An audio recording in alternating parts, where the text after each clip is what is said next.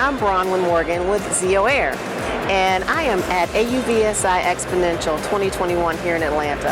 And it's so exciting to bring our podcast, ZOcast, live to AUVSI. We're talking to industry leaders across geospatial, drones, robotics, space, artificial intelligence, AI-based weather systems, and so much more, including advanced aerial mobility, UTM, government.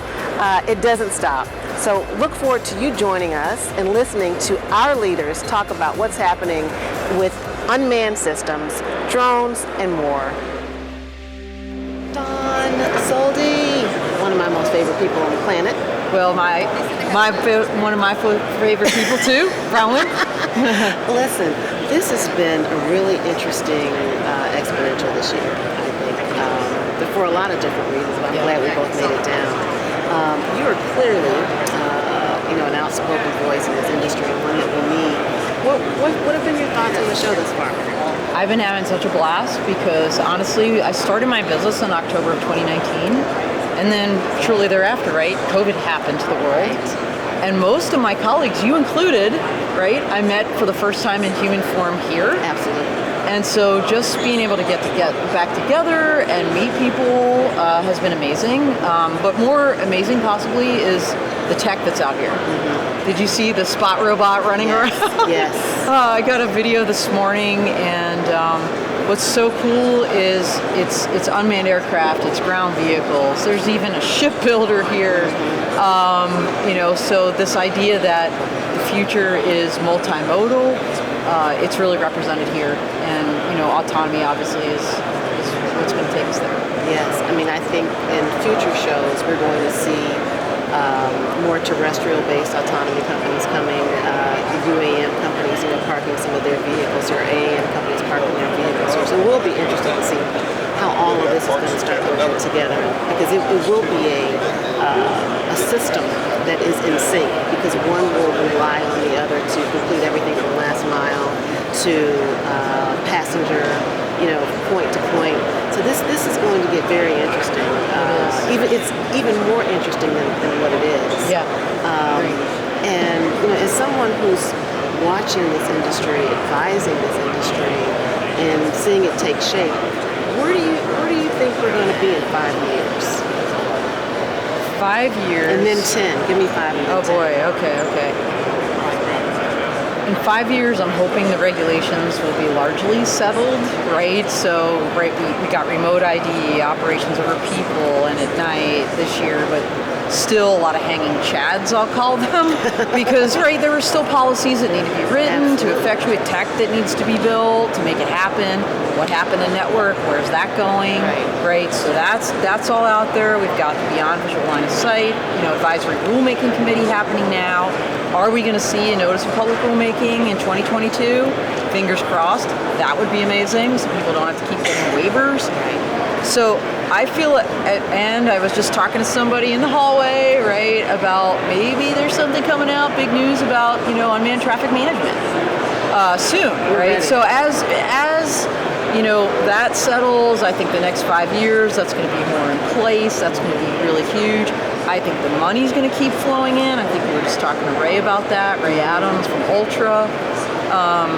10 years, I think in 10 years you're going to start seeing some of these VTOL aircraft actually flying. Absolutely. You're going to be seeing, they're flying now. Look, let's call it what it is. Right. They're flying now, but I'm talking on the regular. Right. Okay, regularized drone delivery, beyond visual line of sight, 10 years. I think it's going to be second nature. Mm-hmm. And if you listen to Adam Bry from Skydio, he's talking about this idea of, it's all connected, right? Your phone, it's like you're not just ordering pizza from Domino's, you're ordering the drone to take it there. Absolutely. All of it. And I'm hopeful, just because in the past year, as crazy as it's been with COVID, what we've seen is this explosion of technology. And this idea that drones can be used for the good of society and are the ultimate social distancers, but also super efficient and effective in getting things done and helping, right? Like you were talking about the multimodal, I just had Tony Drummond on my podcast yesterday from the Global Aero Management Group. Right. So she has connected, manned aircraft with unmanned aircraft, and she's got this vision for the future. So she's helped open up, for example, the entertainment industry.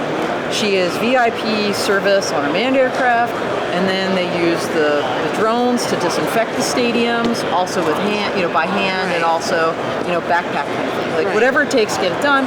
Drones are part of that solution. Absolutely. But the really interesting thing they also do is, right now, not with drones, just with the manned aircraft, they actually essentially metaflight organs.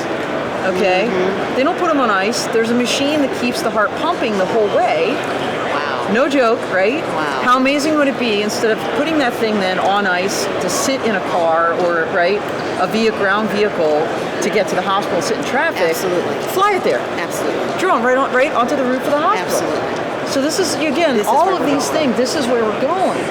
And how many more lives will be saved? Talk to Todd Spain from the Advanced Mobility Collective. They're all about this multimodal connectivity and with an emphasis on healthcare, like what Tony was just talking about, as well as in wildfire management, prevention, disaster management, response. I'm excited to see what happens, and if my timelines are off, and I hope they're off in a way that it happens, all of this happens sooner versus later, all the better. It will be. I mean, I think the future is going to look so dramatically different than we had ever imagined, and I think there will be new ideas, new use cases that we haven't even thought about yet. Absolutely. So once it actually happens, you're just like, yeah, why wouldn't we do it that way? I gotta tell you, this is true. The Colorado Pavilion. Yes. Okay. We have a company in there, and I'm sorry I don't remember the name. I have his card. I think it's called Aero. Yeah. Aero Engineering. They have a story, no joke. They designed this thing that cows will eat, and it has all kinds of sensors in it.